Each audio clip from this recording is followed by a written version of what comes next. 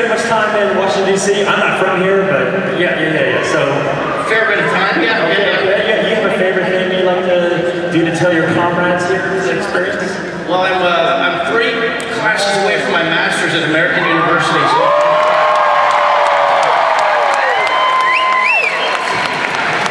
So here in town, you definitely have to get your classes. I just love, I love government.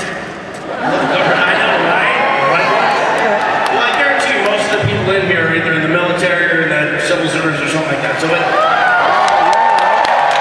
Hey, for all those who serve our government, let's give a round of applause. Let's do this, Ever since and I think certainly we made Sean, we've always thought Sean would be president one day, actually. I think he'd be a good choice. politics are so bad now, they're like, we wouldn't wish that on anyone. So are you here to announce your candidacy? Is this it before we're coming out and doing this? You can decide. You have like 40 minutes to decide. Well, Furlan and Sam, yeah, we're supposed to, yeah. Is this our year? It's our year, 2024. No, in Shire, they're writing t-shirts. In Shire Reckoning, is it our year? Well, we have so many questions, but I've got to ask you guys, can you remember the first time you met each other? What was the very first moment you met each other? Yeah, I met Sean in the lobby of a hotel. I had just come down from a wig fitting. This was in Los Angeles. And then we ran into each other. He was going up for his, I was leaving my wig fitting. We saw each other, and we immediately embraced. We'd never met, gave each other a hug. I looked him in the eyes and I said, are you ready for this? And he said, yeah. And as it turned out, he was ready for it. I remember the first time I laid eyes on this one over here. It was on in Maori, W-H-A is pronounced like F. So it was in Whakapapa, right? We were at the chateau, we were staying in this like Nicholson-esque, Shining style hotel. The chateau has shut down. No. It is shut down. The building's still there, but it's no longer an operating hotel as of 2 years ago. Where will the ghosts go? How to go up there and film a movie in the chateau?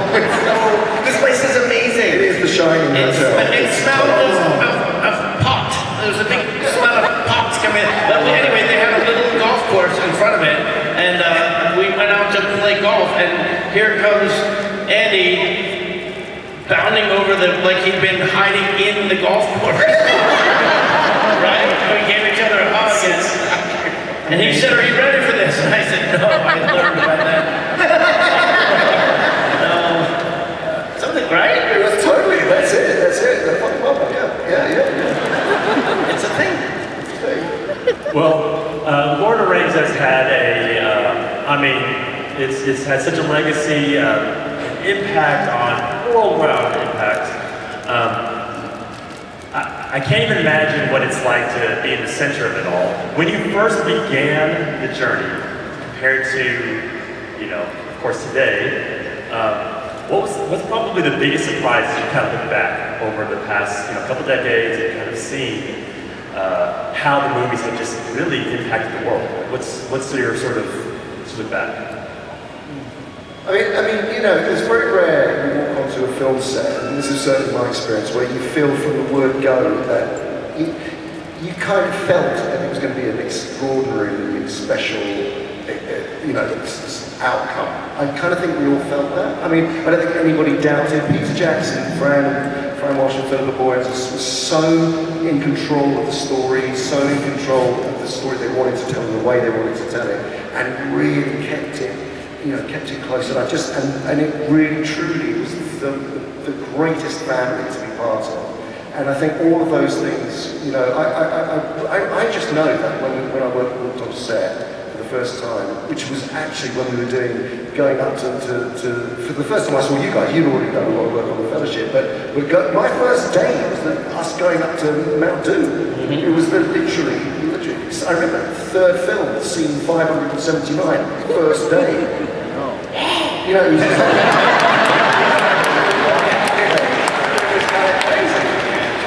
well, I remember being tired And then I remember being tired, and well, it's Sam, right? I was hungry and I was tired, so we ate. Those are the important things to do. But and you came in and you had such fresh energy, you know, like new guy off the boat energy, like total intensity, passion, and like fired up. And I just remember looking at Elijah and thinking to myself, like, uh-oh, we're gonna have to like level up now. Yeah, and it's true. And you kept that level of intensity the whole time, and I think it set an important tone. I think it did. I think that's well said. You are extraordinary. You have reserves of energy, not even.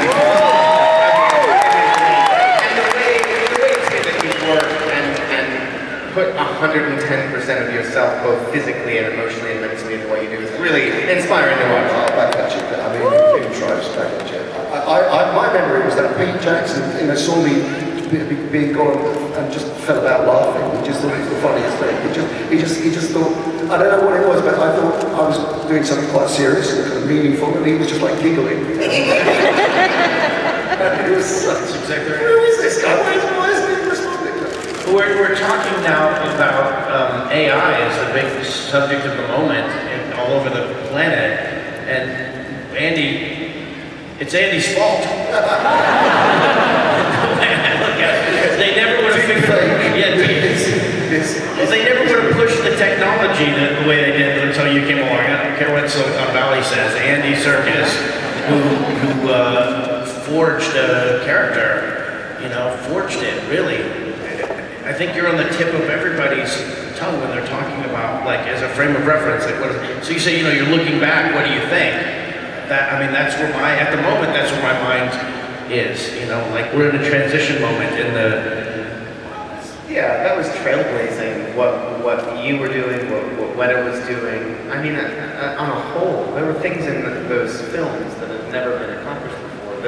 Even Massive, the engine for essentially crowd AI, where you sort of, you have a large battle scene and you tell X amount of soldiers to kind of do their thing, and then you let them free, and there is, so you don't have that thing where you have repeat animations, everyone is actually independent but sort of fighting on their side. That had never been done before. That was let loose within the context I remember when we first... There's so much trailblazing, and Gollum, there had never been a fully CG character in film before.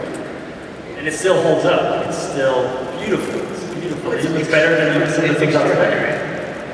Yeah, I mean, but that's right. I mean, about like Helms did all of those sequences with, and then those huge battle sequences were, as you say, they were AI driven. Absolutely, we can't forget that. I mean, that's 20 years ago. It is amazing. I remember getting there, and they gave us the tour of the Weta Workshop, and we saw the orc costumes by the thousands. You look as far, and you're like, I don't need to look at all of them. We can, and then they showed us some of the CG things, and it was like that. They would have like an environment that looked like a primitive video game, and then I didn't know what we were looking at, and then the little characters go in there, and they're just shapes, and the shapes are moving themselves, and and then there was like, and then, look at this, but they showed us leaves. Remember the CG leaves? We're watching, and they were like, we finally understand how to do leaves.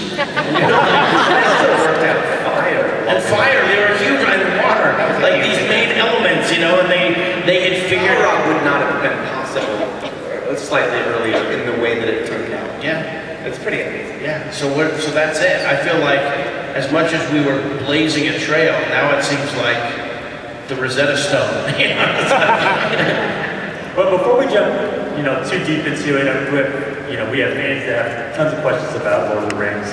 We always like to ask our guests how they started acting, and I want to start with you because no one really grows up thinking I'm going to be like this like world-changing performance capture actor, to be able to sort of push technology forward and to create sort of these incredible CGI characters. When you were younger, like what was your ambition as far as, did you want to be an entertainer? Like what was that like? No, I had no intentions of being an actor at all. When I started, I painted. That was my thing. I was a visual artist. I went to study visual arts, I wanted to tell stories with paintings, and then in my first year at college, I was told I had to do a subsidiary course. I hadn't paid attention, I didn't realise it, but there was a theatre studies course, so I started acting. Well, I started designing props and things for shows and posters, and then started acting. And then by the end of the first year, I just went, this is it. I want to, I don't want to be behind a drawing board for the rest of my life. I want to become these other, the ability to step into another person, or in our case, creatures shoot your feet. Was an amazing thing. But having said that, I really was pleased that I've been able to use all the skills that I had as a visual artist, I suppose, to bring it back full circle. When it came to things like talking to the animators and being drawn into the visual effects world of Lord of the Rings, that was my entry into it. But I had no intention of being. Elijah, how about you? Start? Oh man. Starting out, I was quite young.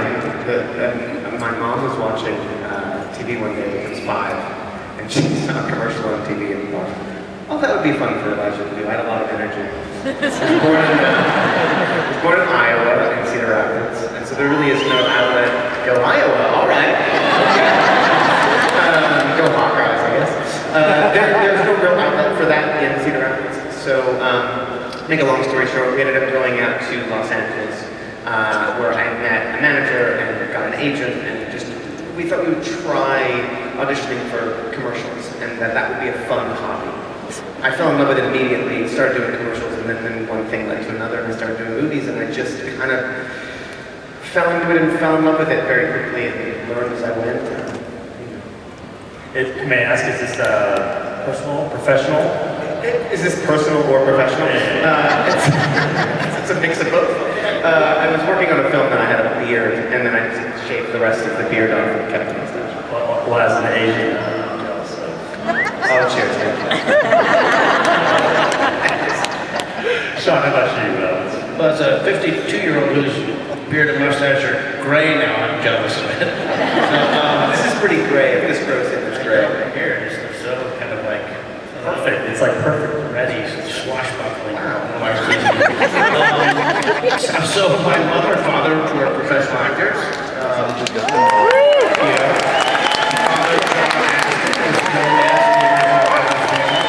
He's 93 now, doing great. The Frighteners, yeah, Peter Jackson's Frighteners. Yeah, when I learned about Lord of the Rings and I knew what it was because my dad had shared his pictures being with Peter and Weta and going through that 6-hour transformation, and I was like, oh, I want to do that. But my mom, late mom, is Patty Duke, and she. So I don't know. It's hard to remember a time when even little kids weren't sophisticated about media and about movies and TV shows and stuff like that. Where now we know behind the scenes, now we know all that stuff. But back then, my parents were actors, and it felt like, I think, the theater, movies and TV, it felt like they were going off and they would do something, and then they would come back, and I wasn't really invested necessarily in what they were doing. I was kind of loosely aware of it at 7 or 8 years old. And my mom asked me if I wanted to do a TV show with her, to be in an after-school special. You remember the after-school special? Oh, yeah. They had these things where, they introduced some big teen pregnancy, gangs, drugs, something, and within 23 minutes, solved. And so she said, and this one was about an abusive mother and her abused child. Yeah. Like her abused son. The title was aptly called, Please Don't Hit Me, Mom. I just autographed a copy of some version of, I was reading the back cover and it was like, when something becomes an adventure, and I'm like, and it's a picture of me getting beat up by my mom. As a famous bipolar, was one of the first celebrities to kind of talk about being bipolar. So anyhow, at this point, my first question was, do I get to get out of school?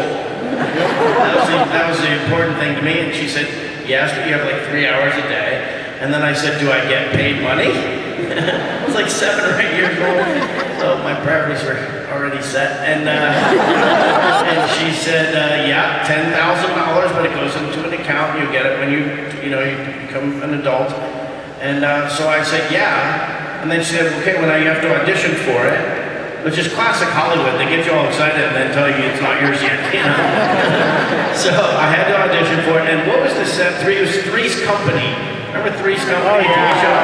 My mom worked with me on the audition. We went to where they shot Three's Company, and there was, I think that was it. And we worked on their stage on a Saturday, on their set. And I got the part, and it was, the first, we did the scene where she beats me up. And so she starts, we sort of loosely choreographed it, and she was just a little thing. I think I was almost taller than her at 7. I mean, she was like short. But so she starts like shaking me and hitting me and these kind of things, and I started laughing. Well, it was uncomfortably close to home, if you will. And so we did a few takes, and it's not like they had a big budget. You had to get it and then go.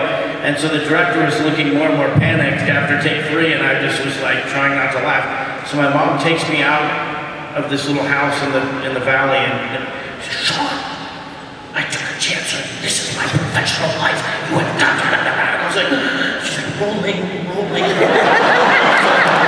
So we go in, and I'm crying, you know, and she's hitting me, and I'm, it's like, I say cut, and she goes, honey, that's acting. Okay, so it's real. So that's how what an entry, man. It's like PTSD. I'm fine now. We have But questions. mostly what I learned from her, besides that, was what a mark is. You have to hit your mark, and you have to know your lines. That was the most important thing. And as a 7, 8-year-old kid, she said those 2 things to me, and that's what carried my entire career. And the last thing was, is you have to be better off camera than on camera. That there's a relationship between you and your fellow performers, and that's what I learned. Meaning, like when they're doing the other coverage and the other actors, that you're better for them for their coverage. That is such fucking good advice. Well, my favorite thing when I was shooting was the hot chocolate. Like I have to have hot chocolate. So there was one time where the dolly is the thing with the camera's on, and the babysitter and the brother who are, discovering that the mother is abusive and what to do about it. And so I'm sitting on it, on the side of the dolly guy's like, here's a little chair for you. And I sit on it, and I've got and I was just, it was highly entertaining. And my mom was like, she took me off to the side, and was like, you must be better off camera than on camera. And I was like, oh. So, yeah, it's important lessons. Yeah. So let's shift off of child abuse.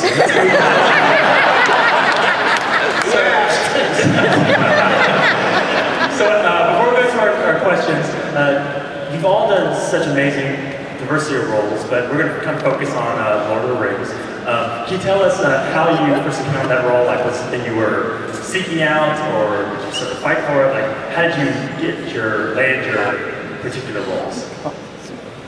Yeah, go. I'd heard that they were making this. My agent said, look, they're making this film, Lord of the Rings, down in New Zealand, and they'd like to see for a digital character's voice. And I was like, Jesus, there must be like 12 or 13 great parts in that movie. Can't you get me up for something good? There must be an acting role in there. And so I had no idea. I really didn't understand what was behind that. I didn't understand what they were kind of getting at. Anyway, turns out it was comical. And I was like, that's a great character. Okay, so then it was like, okay, you have to figure out, well, I'm not really the sort of actor who just can pull out a voice. That's not how I work. I've never done that before in my life. I didn't know how to do that.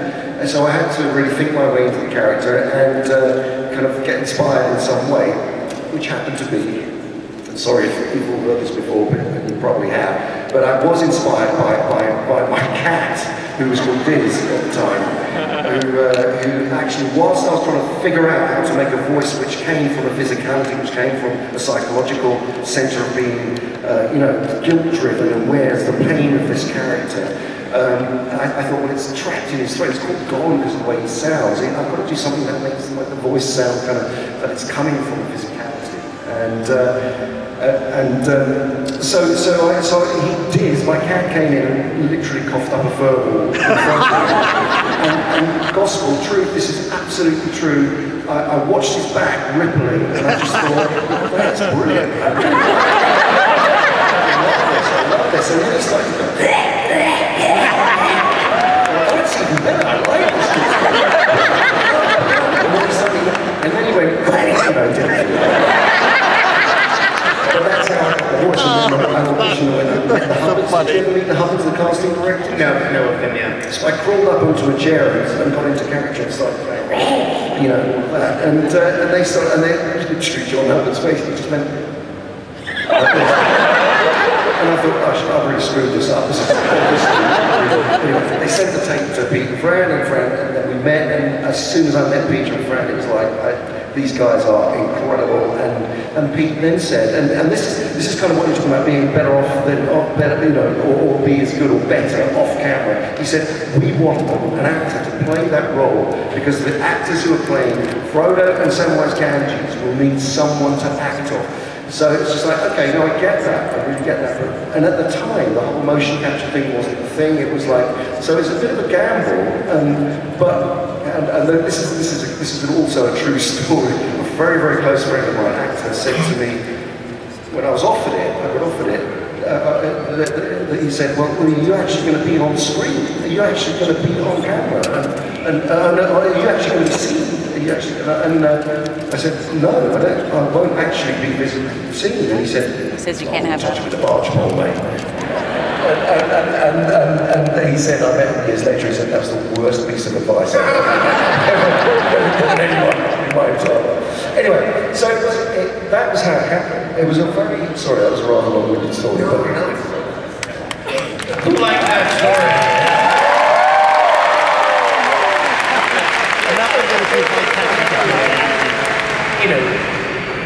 There was also a perception from people there that you were the voice, but you were the physical embodiment of the character and really drove that for us on set too. And man, it was, not only were you helpful for us, but you were helpful for their imagination in regards to what became of the character, and then that ultimately drove animation and so on and so forth. It was so much more than simply doing the voice, ultimately. It's such a cool story. it's funny, isn't it, how the sliding doors moment happened in your life? Like, I never would have thought that would have grown into, the kind of way of creating characters. And that was the great thing, again, about Peter. He was really responsible for sort of saying, this is not just creating a visual effect, this is character. And all of the characters, all of the monsters, all of the Shelob to the Balrog, you really care about those characters. And they're not just these kind of sort of monsters which are out there that you don't relate to. You relate to all of those characters. Elijah, how did you become Frodo? Similarly, I heard that they were casting Lord of the Rings. I didn't have a relationship to the books. I had a relationship to The Hobbit. I read The Hobbit. But understood the significance of Lord of the Rings. It was on my shelf for years, and I just never got around to reading them. And I had actually heard about it probably 2 years before they cast. I think there was an announcement that Peter was going to be doing it, and I remember being in Austin, Texas, working on another film, and someone came and said, they're doing Lord of the Rings. Peter Jackson's doing it. It made so much sense. I'd seen Heavenly Creatures and seen his early films and loved them. So that was thrilling to me. Anyway, agent called, said they're casting the film. Will you go in and there's a casting office in Los Angeles. Victoria Burrows was the US casting director. And I didn't feel comfortable going into a casting office. There was something about it that, I knew I wasn't going to be able to meet Peter and Fran and have that experience right away because they were traveling around the world meeting various people and seeing tapes from literally everyone. But I also didn't love the idea. I didn't love the idea of going into a kind of a room, a white, cold room, being filmed with a video, a video recorder doing these lines. It just felt static and stale, and so I decided to make my own audition tape, which I'd never done before, but I thought I have to take matters into my own hands here on some level, and do everything I can to express my passion for this character and for this world. And so there were 3 audition scenes for Frodo, and some friends of mine and I went into the woods and shot a few of these scenes at a variety of angles, and my friend helped cut it together and edit them like proper scenes. And then I sent that, I went to the casting office and dropped that off, and they FedExed that to Peter. And when are you going to upload that to YouTube? I haven't actually seen it in 20 years. Or 22 years. I've got it somewhere. So yeah. You gotta see it. That's kind of how it. And then I ultimately, Peter and Fran did come out to Los Angeles to meet the few people whose videos they had seen, and I got to re-audition for them, which was incredible. And then months later, I got a call from Peter. It's amazing. Sean, how about you? I was just, you're talking about being in Los Angeles. So my father, who was the judge in Frighteners for Peter Jackson, auditioned for Gandalf. Oh, do you remember that? Did I ever talk about that? Yeah. And I auditioned. There's so much to tell. I can't figure the right story here, but I auditioned for Victoria Burrows, who was the LA casting director. I met her at the Frighteners premiere, and she cast my brother in something, and she kept saying, "We have to find something for you." Right? We should have like a little Victoria Burrows statue at our house, like, thank you, Victoria, for getting her family. She's amazing. She's amazing. She's so much, she's so elegant. She's got her personality and her sensitivity is really lovely. And I actually did not, you go through different phases as an actor. Sometimes auditioning is the worst thing in the world. You just hate it. And then other times you start to get like excited about it, and you're going to take the bull by the horns. I'm going to go in and audition, and I'm going to nail it. And generally your career goes better when you approach auditions in that way. But this particular moment, when it came time to do it, I wasn't nervous at all. I felt like Pete and Fran with my dad, had seen this movie where I play a drug addict called Where the Day Takes You. And they had watched it. They love like esoteric little movies. They're always watching stuff that is like so different. And Fran said they were actually she was in labor with Billy and watching this drug addict movie. So yeah, and they called me afterwards with my dad, and they just said, how wonderful they thought. This is years before Lord of the Rings. So when it came time to audition, I didn't feel like it was nameless executives or people who couldn't care. I knew that these people would look at what I was doing for a moment, and they would care about it. And the trick as an actor is to assume that's always the case. So I remember going in, and the scene was, don't go where I can't follow. He's not asleep, he's dead. Samwise, seeing Frodo dead is not good. And I just finished it up and looked at her. We were like, a lot of times you're like, do you want to do another take or whatever? And it just felt so normal. It just felt so, all you have to do is just say the words. You don't have to do anything. Like the Tolkien's language is so good that if you just let the sounds come out of your mouth without interrupting them, the ideas and the emotions of them just grab you. And we were like, it's great, it's great. And I felt, and then they came to LA, and I had to go back in and do it for them, for Peter and Fran. And then I was a little nervous. I got a little nervous because it was real. That was real. Like you're going back in for a callback, and you know how busy these people are. And afterwards, Pete said, he said, well, it's a long time in New Zealand. How do you feel about 2 years in New Zealand? And I said, well, you won't have to ask me twice. But I realized 3 months in or 4 months in, like, uh-oh.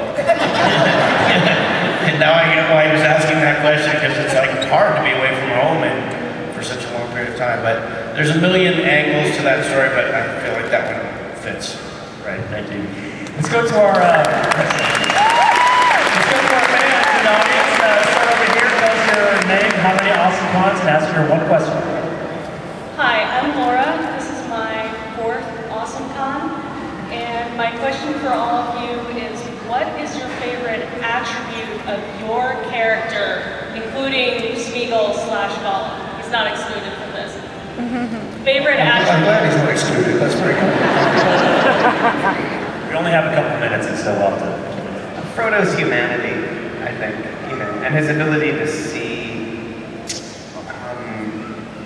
the good in the dark places. I think the way he deals with Gollum/Smeagol is, I think, his true character, and I love that about him.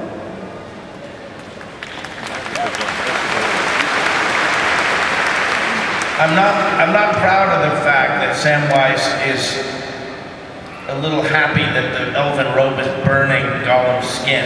That's an aspect of Sam you don't think of very much, but yeah, Sam is, he's faithful. Yeah, that one, faithfulness.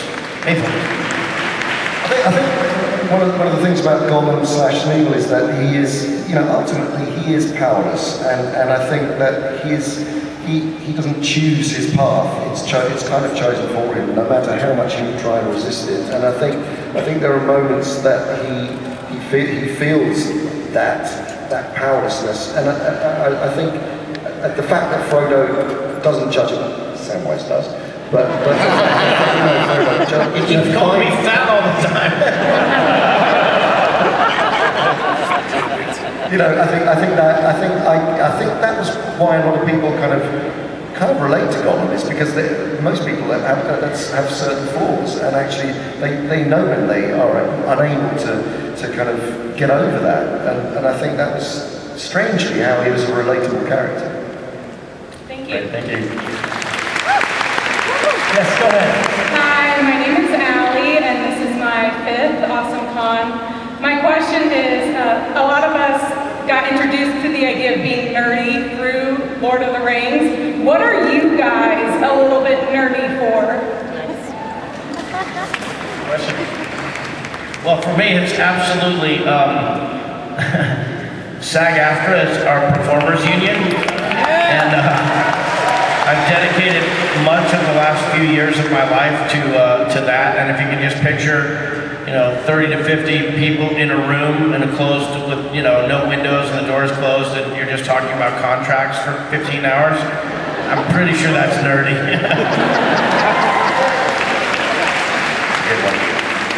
A lot of things, but top are probably food and records.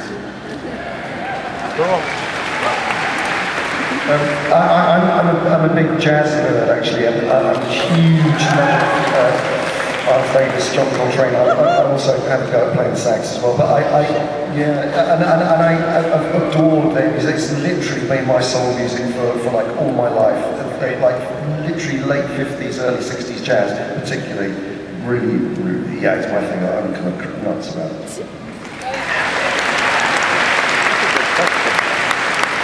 Yes, go ahead. My name is Nick. I've been to 6 Awesome Cons. We're 4, 5, 6. All right, you better have been to 7. My question is for Mr. Woods. Do you wear wigs? I have. Will you wear wigs? I will. In fact, I just did in a film that will come out sometime next year. Sort of answered that question already, but yeah, no, I know. There's a film called Bookworm that we just shot in New Zealand. It was my first time shooting in New Zealand since the Lord of the Rings, and I wore a wig in that film. So. Very, very good. All right, let's hear it. My name is Will, and this is my first Awesome Con. Very good. First off, my dad's a jazz musician, and my question is, if by miracle Smeagol had succeeded in fighting Gollum to the bitter end and saved himself with the help of Frodo and Sam, where or how do you think Frodo and Sam would have introduced him back into society now that Gollum was gone? Also, do you think Ewoks would have been better at Helm's Deep? Ewoks. Oh, the poor things wouldn't have survived. Oh my god. Well, maybe they are so small and wily. Maybe they would have been crafty, you know? So wait, introducing Gollum back into society, is that what I think he would have been with the SAG union, kind of, trying to work out. I can picture Frodo trying to explain why it's okay to bring him back to the Shire. And I can figure Sam saying like, well, but you know, the Mines of Moria, he might be happier with the orcs, you know, he's lived in a cave, but he doesn't necessarily have to come back with us, does he? Good answer. Him to his old ancestors, you know, they certainly lived. He was a store hobbit, after all. There would be existing... Forget he was a hobbit. That's right, he was a fucking hobbit, man. And you never gave him that. I'm trying to remember if Sam ever learned one of the best I don't know, morals or something. One of the lessons, I don't know what it is. One of the coolest things in Lord of the Rings is that Frodo treats Gollum like Smeagol, and when he treats Smeagol like Smeagol, Smeagol acts like Smeagol. And when other people crap on Gollum, he turns into Gollum, and it's a great life lesson about how we treat each other and the influence you can have on other people. And I just have this like vague recollection that somewhere in the Lord of the Rings, Sam appreciates that, but I can't really remember it.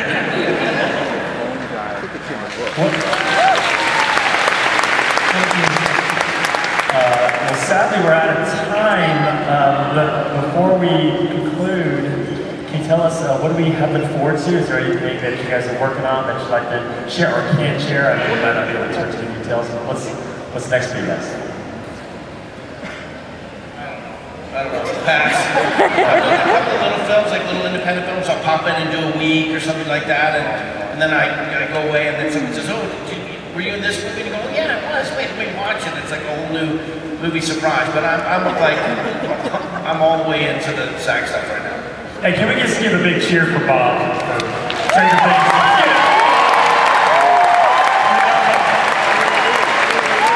How about you? What's anything coming up? I was just in the season 2 of Yellow Jacket. And I was just in New Zealand working. I made a movie a number of years ago called Come to Daddy. And Timpson, this Kiwi, directed it. It was written by this guy called Toby Harvey.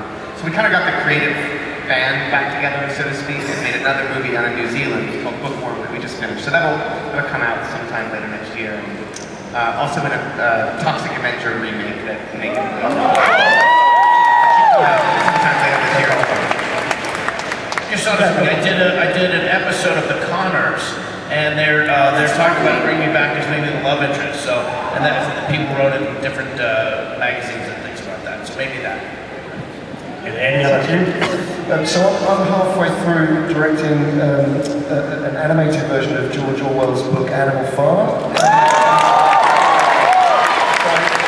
That's a project that we've been working on for about 10 years to get made, and finally, we're with Cinesight and Adventure, this great animation company, we're making it, and it'll be ready about this time next year.